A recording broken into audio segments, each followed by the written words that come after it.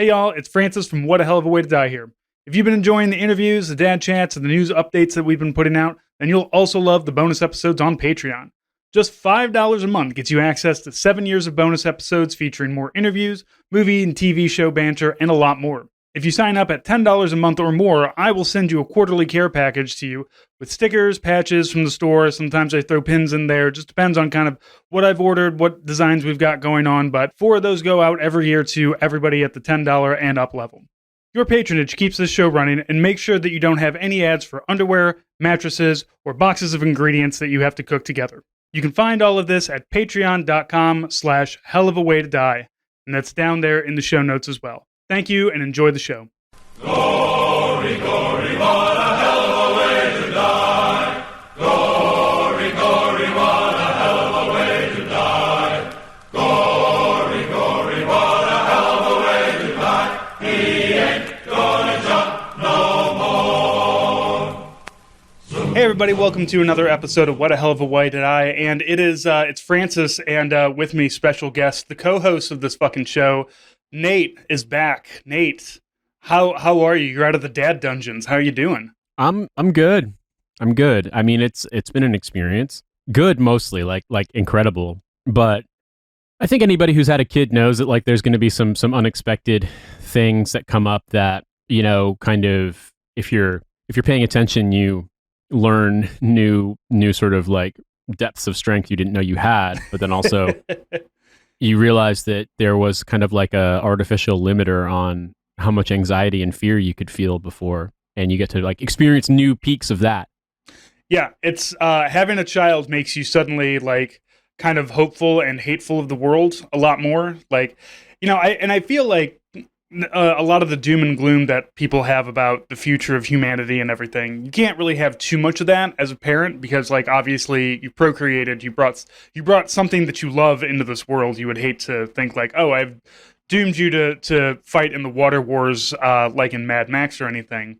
But at the same time, there is just like, especially at this age, like before they're the under 2, you know, the whole under 2 is just a constant, like, I haven't heard the child make a sound in 17 seconds.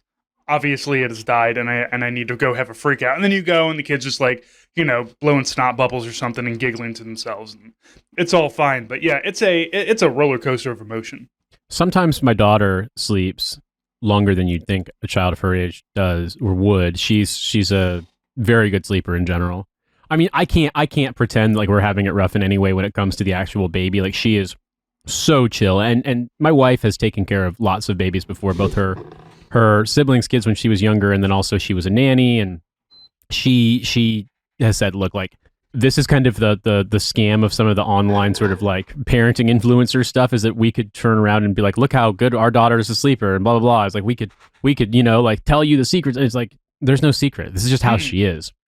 And it's going to change. Like, oh, it already is. I mean, it already is. Yeah, my daughter was a great sleeper, and then for some months she wasn't a great sleeper, and then once you start getting past the time where you're telling people her age by month and you go by year, that's when the years start to be bad. Usually the odd numbered years. We're in an even number year with my daughter. It's pretty nice, but not looking forward to 9 years old. Apparently it's going to get worse again. For us, it's like, I would say maybe I could just talk about the experience, because like, yeah. I haven't been on the show since she was born. And yeah, and I know that you've been on Lions, but you can't, all the asides that you have there, you can't have a dad aside. So this is one big aside. You got like 50 minutes, man. Go. You know, it's really funny because looking back, one of my gifts to sort of our daughter and to Cynthia this year for Christmas was to get a photo service to print out a bunch of photos from my phone as like actual prints and put them in an album and like write, you know, so that our daughter, when she's older, can read and learn about what was going on. Like photo of her mom while she was pregnant, like the night before, and the photo of us in the car to the hospital because we were having a planned C-section. You know, the photo of us when Cynthia's on the operating table when baby's just been born, and the anesthesiologist was like, "Hey, do you want me to take your phone?" and took a picture. And I look at it now, and I look at myself, and I'm like, "Fuck me!" I was so stressed out. I was so anxious, and not like I thought things were going to go bad, but just I knew that it could go any way. Like anything's possible. Anything could happen, and the surgery went really well. everything went. So the way it works, I don't know if it's like this in every hospital in the NHS, but for us, when you have a planned C-section, obviously if someone needs an emergency one, they take priority. But like the team does, there's a morning team and an afternoon team, and the morning team, the first surgery starts around. Like you show up 2 hours prior, but the surgery starts at 9, so it goes like 9, 11:30, and 1, and then there's an afternoon slot. I think there's 2 slots in the afternoon as well. So we were morning. We showed up. We got picked first. So we got there. We had to be there at 7. We got there like 6:45. We took a car. We took a selfie in the car. Like I said, look on my face is just fucking terror. Cynthia looks fine. I look scared as shit. And they prepped her, and then they said we were first. They walked us in. We went into the theater, and then they gave her the shots, and they had a screen up so we couldn't see like the incisions being made. And I was just talking with Cynthia and being there with her, and then they asked, "Hey, do you want to look up?" And it stood up, and I could see them pulling our daughter out, and they're like, "You can take pictures if you want to." And I was just like, I don't know if I fucking want to take a picture of my wife cut open, but like, I tried to get a photo where you could just see the baby. And then they brought her out, and we heard her cry, and they're like, "Nate, come over." And I helped the midwife, or the midwife, and she to cut the cord, and they weighed her. I took photos of her, and I remember seeing her, and she was steaming. She was steaming. She was hot in that room, and her eyes were closed, and I just said her name, and I was like, "Hey, hi there," and she's so much bigger than I thought she'd be, and you think about a big, but she's also so tiny now compared to what it would actually, when you think about like, everyone sees her now and they're like, oh, she's so small. But I was like, yes, she is. But if you had seen her when she was born, she was half the weight she is now. She just turned 4 months old. And I brought her over to Cynthia, and they could hold her, they could be together and just do the skin to skin bonding and stuff. And, was taking pictures and spending time while they were sewing her up. And then I was they were like supposed to do skin to skin, and I was like, am I supposed to do this now? And it was like, well, no, we'll do it in the other room. But they're like, hey, can you hold the baby? Because we need to transfer Cynthia from the hospital, like the theater bed, the operating bed, to her actual hospital bed. So they handed her to me. It's just really funny. I picked her up, and I was just sitting, and I just say, hey, I got you, like, don't worry, I got you. And I was just holding her really close and just having this moment. And I just was like, people saw the photos of me, the 3 of us together in the theater, and were like, wow, Nate, you look like you might unclench your jaw next year. Like, just fucking so. But like in that moment, and I looked up, and everyone in the operating theater was looking at me. And the anesthesiologist was like, I get this feeling you're not going to be having too much trouble helping out with like middle of the night diaper changes. And I was like, is it this unusual that a guy obviously loves his child? It's so... I feel like with a lot of guys, you're not the one creating the baby. Your entire like addition to creating a baby is busting, and that's it, right? But of course, you being a good person, supporting your wife throughout the entire thing, and in the end, it's I also when Lily was born and they handed me Lily, I just started openly crying.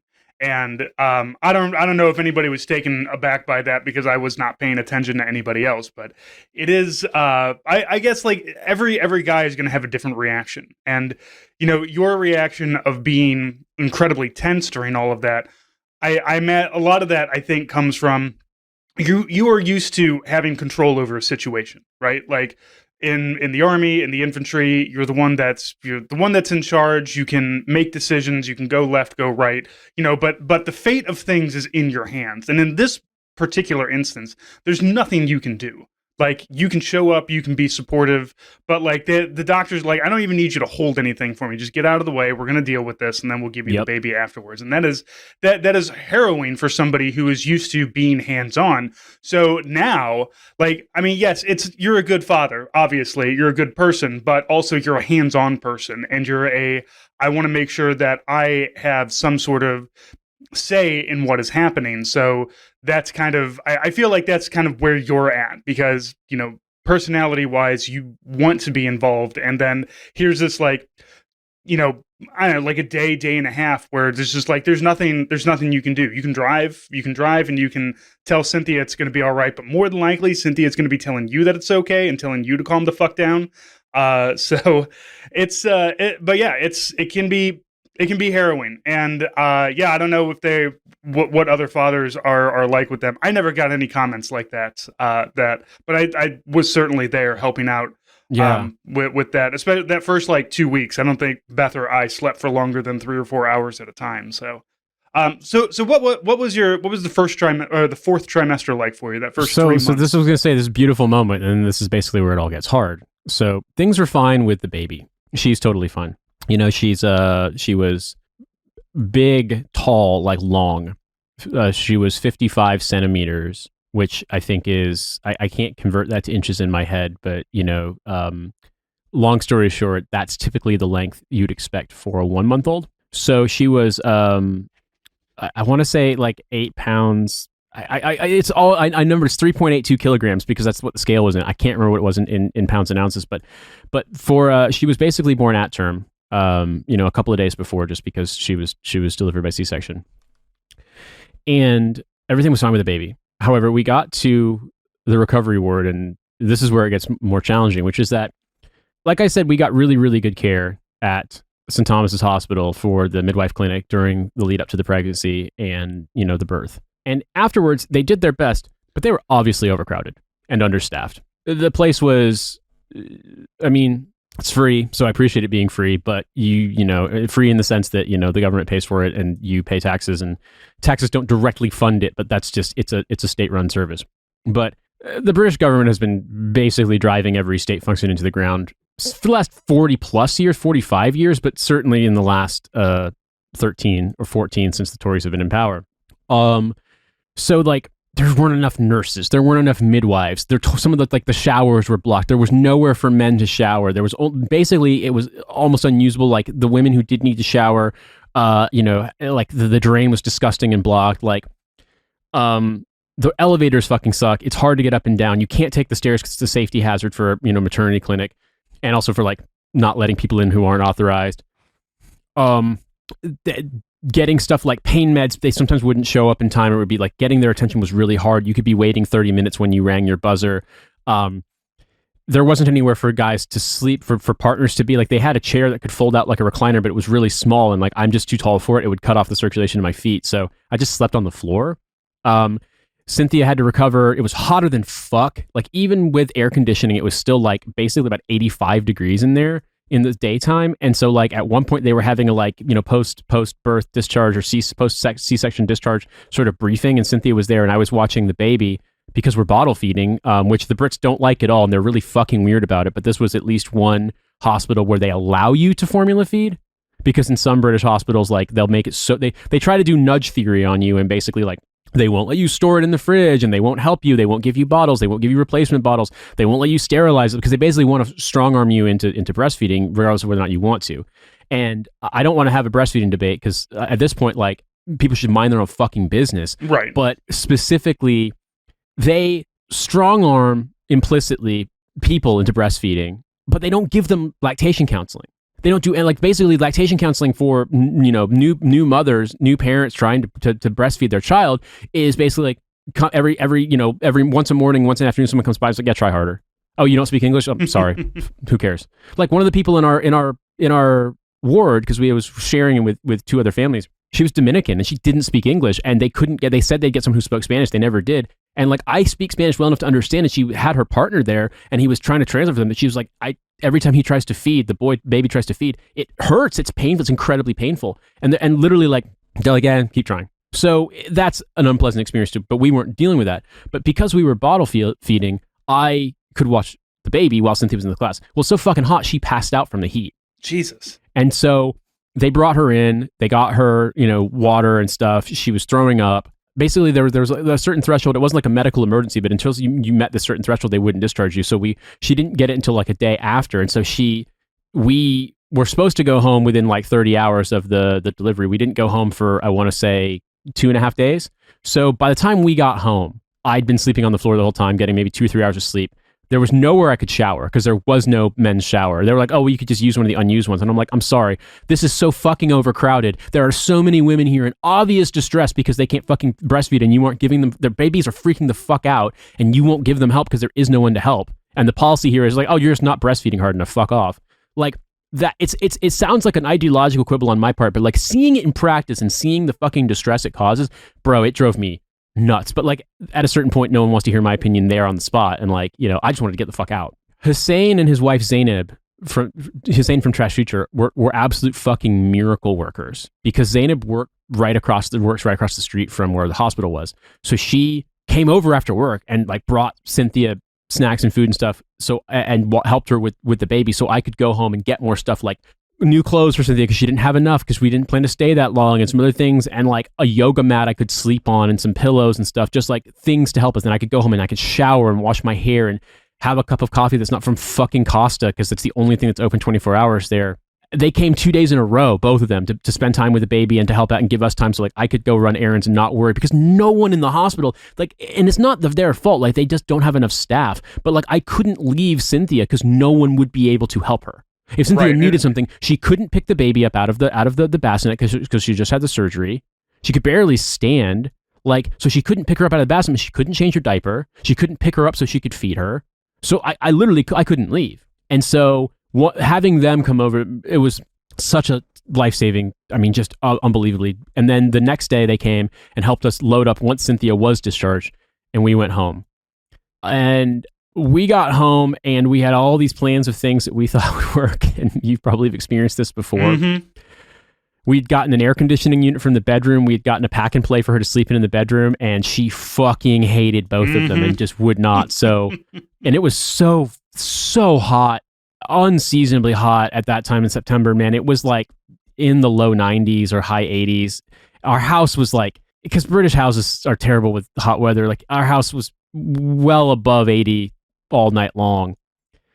And so we got home and we had talked about having like a shift thing to like watch her. And I was like, hey, let me just get some stuff together. And I was like, I honestly, if I just take a break for a second.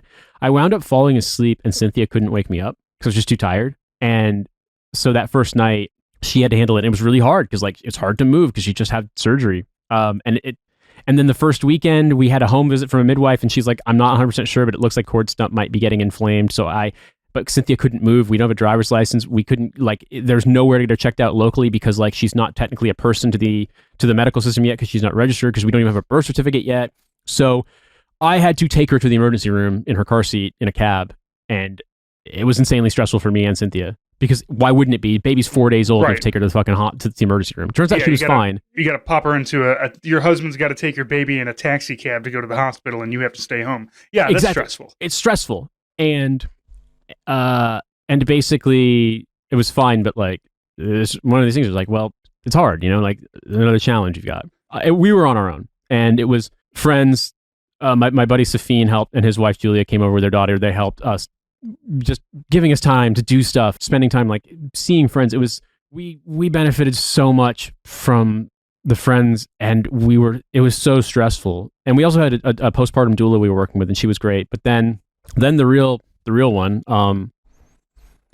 well, about 10 days after our daughter was born, Cynthia started experiencing symptoms of what seemed very concerningly to be like blood clots, either in her lungs or in her legs. Like she had symptoms of basically both. Mm-hmm. And while there were lots of ways in which it could have been explained, you don't want to just guess and assume it'll be okay, because if you have a pulmonary embolism, like it'll kill you pretty fast. Yeah, there's no, it's you catch it before it happens or you're done. So we called the British equivalent of 911, and they sent paramedics over, and they checked her out, and they said, we think you're fine, but out of an overabundance of caution, you should get a CT scan. So we loaded up the ambulance. I went and got a bag from upstairs and packed stuff we needed, and we had the doula was with us at the time, and she was able to watch the baby. And because she's formula fed, that was okay. Mm-hmm. And like if she hadn't been there, I don't know what the fuck we would have done, because it was absolutely. She was the one who recommended we call 911 or 119, and she was, or 999, and she was correct. She was absolutely correct, and also she was there, and she was an absolute lifesaver. Also, like just stroke of fucking good luck. So we went to the hospital. And I remember packing up the bag, and upstairs where no one else was, I was grabbing the stuff. And I guess the way I was going to describe it is that I was so scared I wanted to cry, but I couldn't, because it was like I was choking, like I couldn't breathe. Mm-hmm.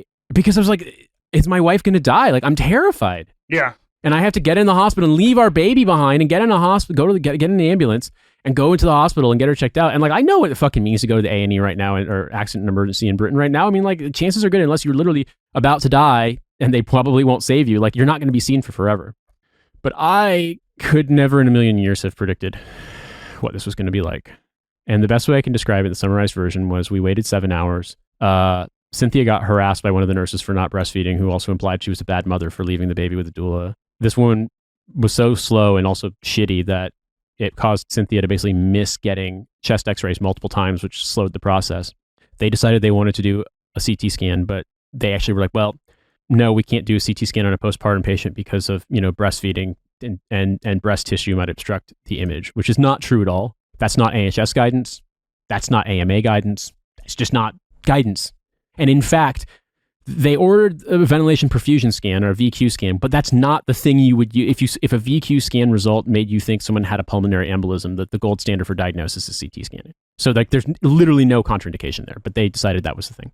And they said, well, the VQ scan only gets performed at certain hours. We can't do it. So we'd like to admit you and we'll do it tomorrow morning. So we said, okay, because what could we do? I mean, like they want to make sure that she's not going to keel over and die, right? Like you don't want her to be away from her child, but at the same time, it's like the doctors are saying we want to do this. And well, anyway, so we got admitted. She got admitted to the hospital. I went home. Turns out they never gave her. They basically might as well not have admitted her. They didn't give her a patient bracelet. They didn't give her asthma meds. They basically put her in a room with a bunch of random ass people who were also there for reasons they didn't understand. Where like they didn't give her shower shoes. They took her stuff at one point. They basically ignored her. Half the beds in that ward, the call buttons didn't work, so people were just screaming out nonstop. They wouldn't tell her anything, and they kept her there for almost 2 days. Jesus. We had just me, the doula, and the baby went down there, and I had to basically argue with them and basically strong arm them and be like, this baby's 10 days old. Like, why is this not a priority? Like, I get it. It's not an emergency to you right now, but like you're saying, oh, this has to happen on an emergency basis, but also it's not technically an emergency. So we're not going to do it unless we fucking feel like it. And also it can only be done during business hours when like the moon is in a particular phase. Like, what is going on? Give her the CT scan or let her go. If you can't do a VQ scan, then do a CT scan. Why are you letting this one thing stop? It's like, basically, oh, it's not an emergency. So you're saying, fuck you and fuck your baby. It doesn't matter. We'll get around to it. Deal with it, bitch. Like, and at one point, they're like, you can't have the baby on the ward. I'm like, well, she wants to see her mom. She's 10 days old. And they're like, and I was polite. I wasn't talking this way because like I knew that if I swore or if I seemed hostile, that they would have security throw me out because you could read it all over their faces that they want to get rid of me. And they were like, well, we've got a family reunion room or whatever the fuck. Like we got basically like a relatives room is what they called it. Maybe you guys go in there. And you look in that room and it's obviously full of people of one family who have just suffered a death. And I was just like looking at her. I'm like, ma'am, are you fucking stupid? Are you fucking stupid? Do you not have eyes? Do you not need eyes to go to fucking British nursing school or whatever? Like, And so I was like, ma'am, can we leave the hospital but stay on the campus? Is that okay? Or am I absconding with your patient if we do that? And they said it was fine. So we went outside and I let Cynthia, just have time with the baby and us together and took a selfie too. Another where we're not making happy faces. Mm-hmm. Took a photo of her where she was feeding her basically in the corridor because they wouldn't let her feed the baby in the ward. And so it's like this empty, shitty corridor of fucking British hospital. And there's Cynthia, there's the baby sitting on seats, like in a seating area next to a broken elevator, feeding her daughter because that's like the only intimacy she was able to have in that moment with her. And I went home and then the next day they did the fucking same shit again and wouldn't fucking do it. And she threatened to self-discharge. She's like, I'm leaving. Like, I don't care if it's against medical advice. I don't care. If it's not a priority to you, then it's clearly not an emergency and I'm leaving and I'm going to literally find anywhere in this country that lets me pay for a private VQ scan and I'll do it there. I don't care. And then wouldn't you know it, they got to it and they gave her the scan and it was fine. But when they were doing the scan, the guy was like, wait, you don't have a patient bracelet. They didn't even book her in. So if she like walked down the hallway to go to like get a fucking snack and keeled over from an actual pulmonary embolism, they wouldn't have known who she was or why she was there. Now, I should stipulate that she filed a complaint and it came back substantiated. So I can talk about this, but like they were like the head of the emergency department called her and was like, this is intolerably bad. Okay, good. But I got to tell you a couple of things too. So we thought going to St. Thomas's Hospital that this would be good because the midwife clinic was there too. Turns out they couldn't do anything. She wasn't their patient anymore. They were like, well, no, sorry, we can't intervene. And I was like, well, they're making us wait all this time. Like, can we do this at the big thing you always tell us about, the 24-hour maternity assessment unit? And they're like, well, no, because if you come here and you get assessed and we determine you need this stuff, like, they're just going to send you back down to the A&E and you have to get back in the back of the queue. And I was like, are you fucking telling me that if someone comes in the middle of the night and they're having a fucking placental abruption, you're like, all right, yep, looks bad. You're probably going to lose a baby. Go get in line behind the guy that fucking stuck a pint glass up his dick hole. Like, is that how it fucking works here?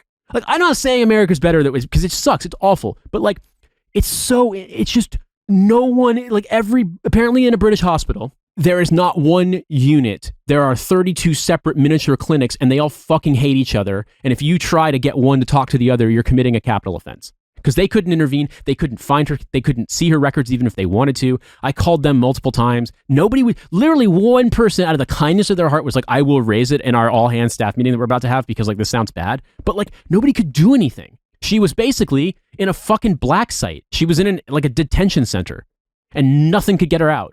They wouldn't let her out. I mean, she could have marched out of there, but they're like, oh, you don't want to self-discharge. You might die from the emergency that we don't care about. Also, like, if they haven't admitted her, how is she even, like, if she left, what are they going to do? Like, do they even know? She was written up on the board, but they hadn't logged her into the system, so they didn't have, like she wasn't, and I don't know why. The scan tech, the VQ scanner tech, just brought her down on her gurney to the front desk, grabbed the computer, and did it. He's like, I'm so fucking tired of these people, and just did it himself.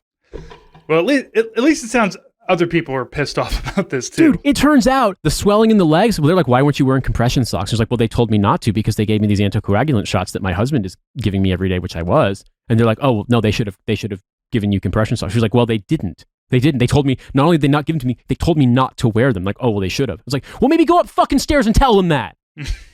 And guess what? Guess what the chest tightness was? Flare-up of asthma symptoms. Would have been better if you had given her asthma meds when you admitted her to the hospital. But no, I had to go back to the house and grab her asthma meds, go back to the hospital, leave the baby with the doula again, and give her, the fucking pills she takes every day for controlling her asthma in the city with like the worst air quality in Europe, because they're like, I'm sure they have it. It's a big hospital, but they just didn't matter how many times she asked for it. It never arrived. Mm. And I was just like, well, I guess if we're living in the fucking Soviet Union, should I get a bottle of scotch and give it to the fucking pharmacist? Will that work too? Do I got to give him like a voucher to take his family to fucking, what is it, Alton Towers? Like, what do I have to do to just, like, if you can't do it, say it, but don't waste my fucking time and don't talk to me like I'm an idiot. And that's all Brits know how to do, is talk to you like you're a fucking moron while unintentionally whipping their dick out because they didn't realize their fly is like not just down, but like literally they've ripped the bottom of their trousers off. Like, being told obviously wrong information with not just a straight face, but like a smug, sneering face, like it's literally a day ending in Y in this country. But when like your 10-day-old baby is at home missing her mom is like having basically a nervous breakdown because she feels as though she's being a bad mother because she's being kept from her child 10 days post fucking partum, and you're being talked to like, oh, well, actually, if you in America they might do it differently, but in our country we're sensible. It's like, suck my fucking dick. So anyway. So how's it been since then? Oh, we had to get kicked out of our house because the fucking sewer collapsed underneath it. Oh. Now, thankfully, that's been a more mediated process, and but it's now ongoing. We're now living somewhere else because Thames Water has to rip out the floor of our house and repair a collapsed sewer pipe that's blocking all of the sewers and drains for all of our neighbors' houses on our side of the street. So, we have the displacement. Weren't you displaced before the baby was born too? Yes. Yeah, different problem with the house. Yeah, but yes, similarly, yes. So when are you getting the fuck out of that country? Well, Cynthia goes back to work in not too long from now, and when she does, the first thing she's doing is having to notify HR of her change in status and stuff, and to start the process to begin sponsoring our visas to move down. So good. I'm hoping that by the time our daughter has her first birthday, that we will be like moved in to Geneva. I don't know. And I guess it's like, this is one of those things where you get to hear me be actually honest and angry, but like, imagine from my perspective for a second that for all that anger, like I'm venting it now because I couldn't vent it at the time.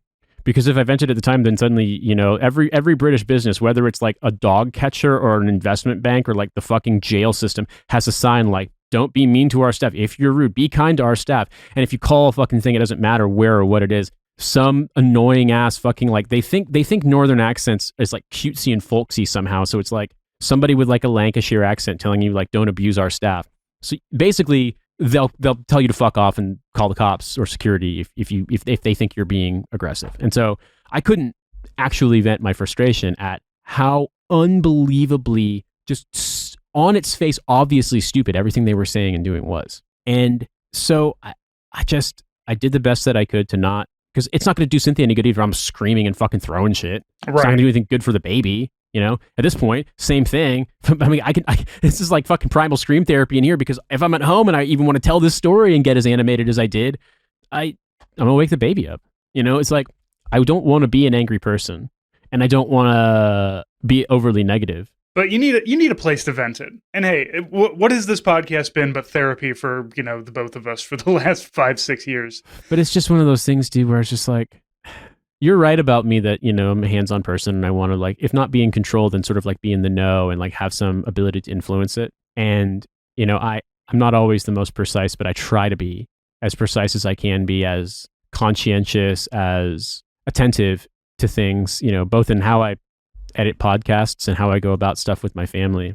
And I think that experience, the incredible, like, wonderful experience of having a child and then suddenly feeling this like genuine distress and the fear that I was going to lose my wife, it changed something. And in some ways, it's actually easier to go about handling stressful situations without freaking out, without, you know, losing my mind. Like it fostered both a kind of calmness when necessary, because I mean, what can you do? And also, I think it rumbled my brain so bad that, like, if I had wanted to come back to the show in November, I think that I would have struggled to even do the most basic tasks, to be honest with you. Like, just beyond the fact that you have a newborn baby and, you know, feeding and changing and getting woken up and making bottles and cleaning and life maintenance tasks. It really, really, we've had some really wonderful moments, some really great times. She's such a funny baby. We have a little game we play where it's weird that she kind of has picked up on this already. It's kind of a game, but like she'll repeat it in a pattern, which is, I mean, I guess she's learning, where I'll be like, serious face, and make like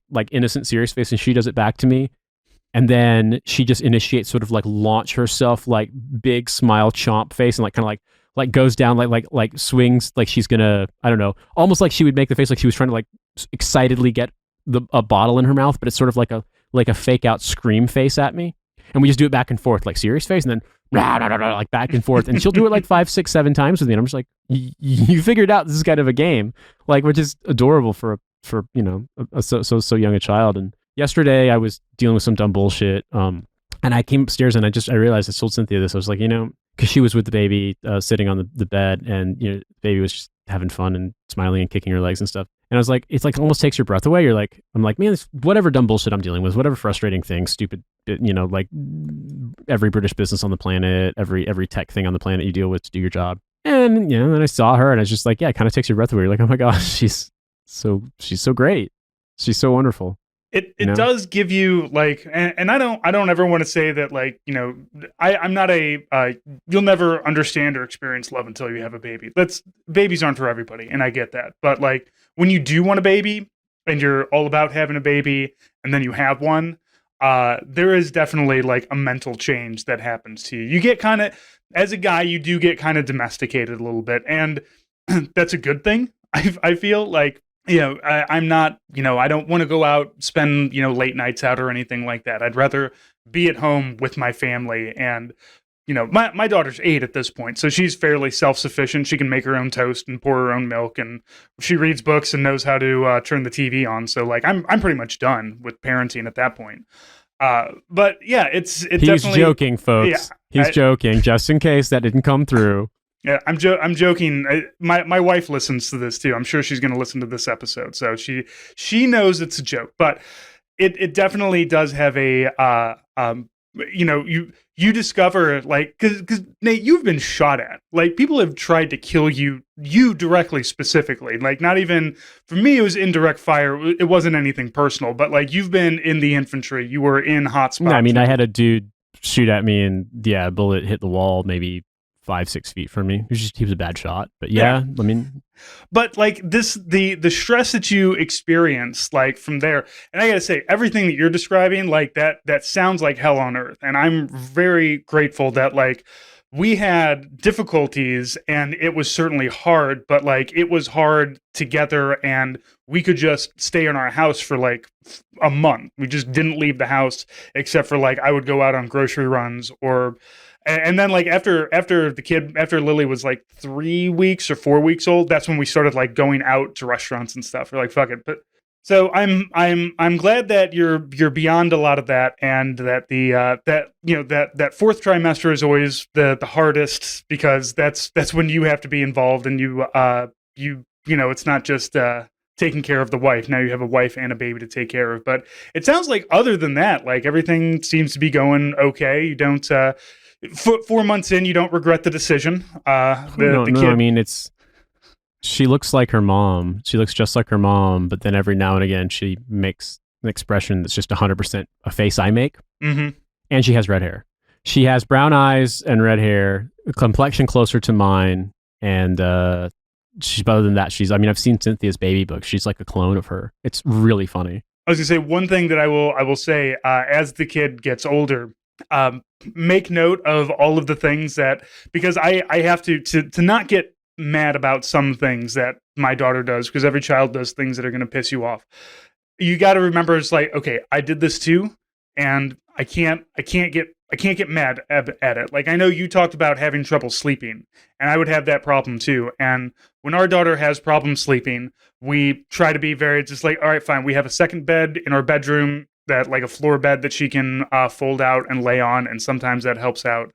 But I always try to recognize, like, yep, that's my neuroses coming through, or that's Beth's neuroses coming through, and you're gonna find a lot of that. Like the look, definitely, you're gonna see a lot of the physical attributes, but then the personality attributes are gonna come through too. So, and not just the bad ones, like the funny ones too. You're probably gonna find out, I'm sure, because she's growing up with you.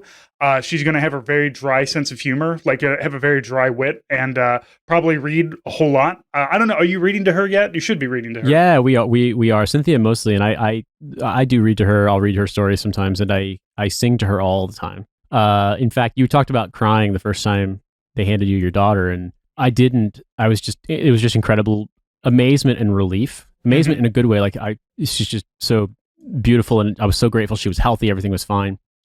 But, Cynthia was, when she was recovering while she was in the hospital, was the first time this happened, that I realized that, sometimes like at night, it was just much easier if the baby was fussing to just pick her up and kind of soothe her and calm her down. And I mean, I have a video of us, doing that literally like 12 hours after she was born. But I want to say the first or second night I was doing this, and I was very softly singing because I didn't want to make noise, because there were other, families in this room. It was basically a room with like privacy curtains. Mm-hmm. And there's 3 spaces for three families basically, and then there was one bathroom. And so in our little enclosure, I was kind of just soothing her, kind of moving from leg to leg, kind of like doing that step to kind of like easily, like kind of just not bounce, but you know what I mean, just like soothe and rock her. Mm-hmm. And I was just singing songs that I liked to her, and man, those lyrics were fucking hitting hard as hell in ways that I didn't expect. Mm-hmm. And I'll see if I can get through this without having the emotional effect that it had in the moment. But so the songs that I was singing were just no rhyme or reason to, and just songs that I happened to know all the words to. And one of them was the New Order song "Regret," which is a great song. I mean, it's one of their best songs. It doesn't really sound like the synth pop band everyone knows them for being. But there's a line in that song that was it? I was a short fuse burning all the time. You were a complete stranger. Now you're mine. And yeah, I mean, it's not even hard to say now, man. Like, just it's just that sensation of all of that worry and concern and love and hope and expectation, and that they're okay. Like, obviously, like okay is a fucking fluid state, and things can get weird, as they already have. But yeah, it was a feeling that, I mean, I struggle to even articulate it now. And in that moment, it's just like I was like, I see that. I see that what they have said about the emotional impact of this is not overstated. No. And I suppose this is how it manifested for me. And a lot of times too, like if she wakes me up in the middle of the night, she's crying, and I go in and take care of her, like I might wake up. It's like I saw some sort of like parenting cartoon once, and I didn't realize how accurate it was. That like in the same moment, you can go from like fuck me, goddamn fuck, oh god, fuck me, and then the instant you see your child, you're like, hey, you beautiful, perfect, wonderful creature, I love you so much. Hello, my perfect baby. And it's instantaneous. It's instantaneous. And, at night, if I come into a room and I turn the little red light on or it's on, I come in and she sees me and she recognizes me. She like smiles the biggest smile and does sort of like happy dance in her sleep sack. And like, it's just, it's, you know what I mean, man. It's like, yeah, it's like, and I hate to make this comparison. Like, I don't want to, downplay it, but it's like, I come home from being out for like, even an hour, and my dog is very excited to see me. And a baby in that same way is just like, you can never do wrong. You're always the thing that they want to see, and they're always excited to see you. And once you're out of their vision, like, she doesn't exactly have too much object permanence at this point, but she knows who you are. She knows who Cynthia is. And, you get her around more people, she's going to start recognizing more people. But like that feeling of like walking in and seeing somebody who just like has no negative thoughts about you whatsoever, does not have anything in their head. They don't have like, that kid doesn't remember, you yelling at them or, you fucking up somewhere because you've never done it with them. Also, again, she's 4 months old. She doesn't have that kind of memory.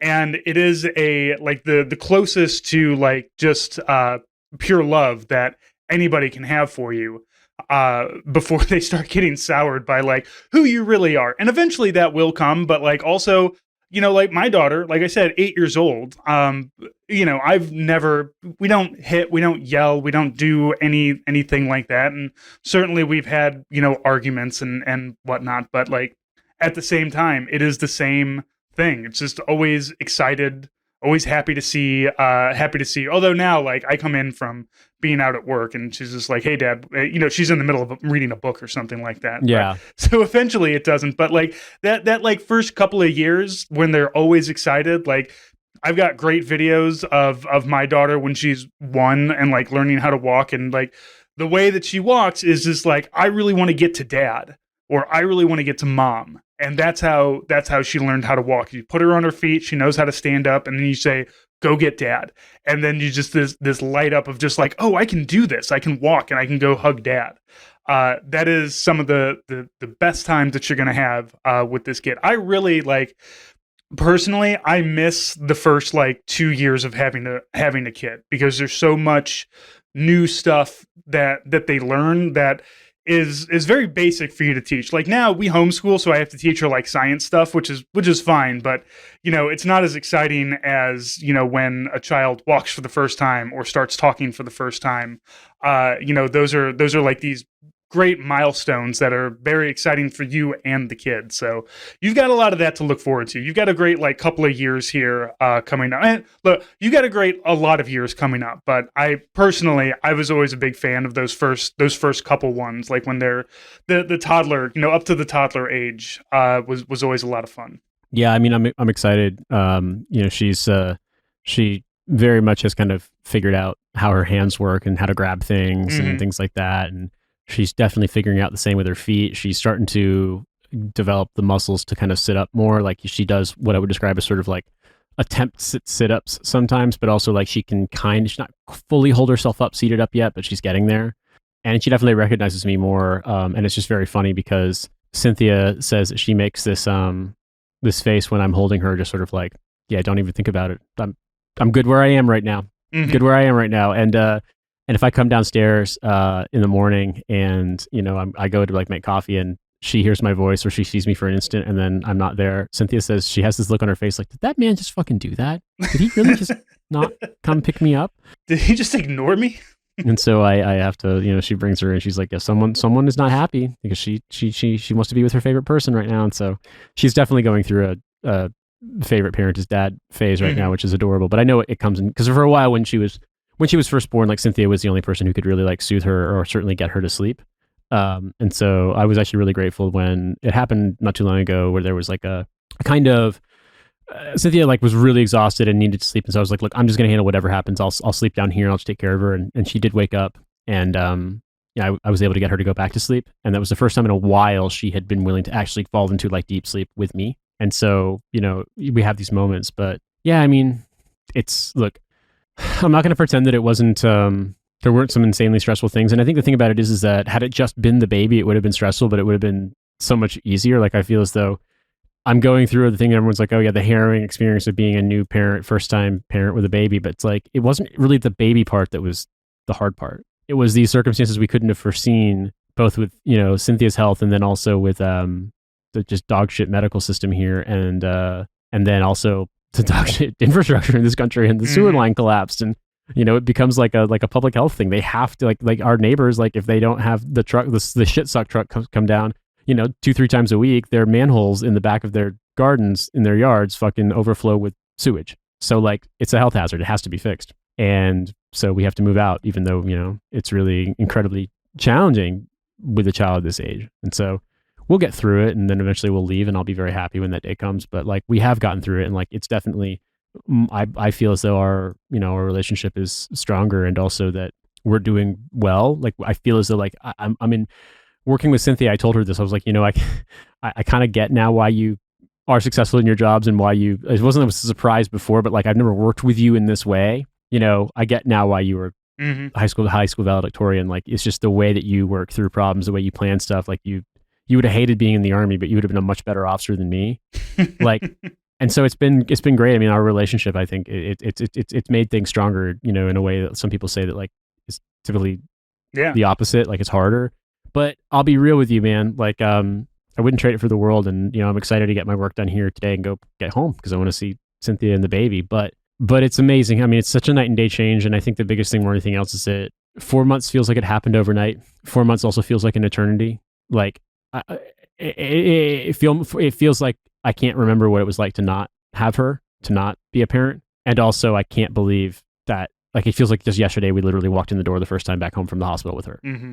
Well, Nate, I'm happy to hear that you are loving fatherhood, and I look forward to lots more episodes talking about fatherhood and everything that you've got going on, because it is, like I said, it's an adventure, and it's going to change all the time, and you're going to have your highs and your lows. But everything sounds to me like you're good to go, man. Like, you're excited, and you still love your wife, and your wife still loves you, and that's really what you hope to come out of a new baby with. And she's clean and fed and dry and taken care of, and et cetera. And this is the easy part, man. She can't go anywhere. Like, you put her down somewhere, she stays there.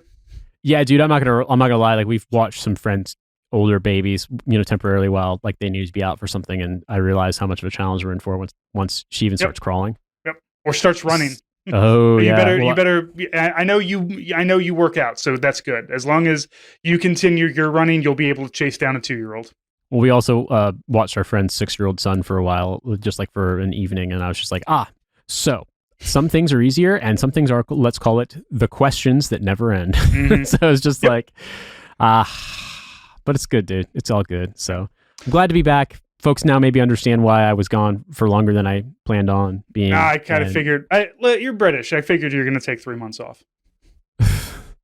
But no, I got I'll finish that one later. Go ahead, man. Yeah. No, I was gonna say I gotta get into a meeting. So, but Nate, I'm really excited to have you back. I'm excited to be doing this again, and finally making the shift to DadChat. So, looking forward to doing a lot more of this. Likewise, man. Great to be back, and to everyone listening, thanks for your patience. Thanks for being a listener, and obviously, if you want more bonus content, more stuff from me and Francis doing interviews and many other things, check out our Patreon. It's in the show notes. Yeah, Nate's a dad now. Give us your money. $5 a month gives you all the bonus content all the way back to the beginning of 2017. So the sound quality gets better, and the maturity and life lessons get a little more fleshed out. And, so let's just hope. And thank you again for being a listener, and we'll speak to you next week. Take care, everybody.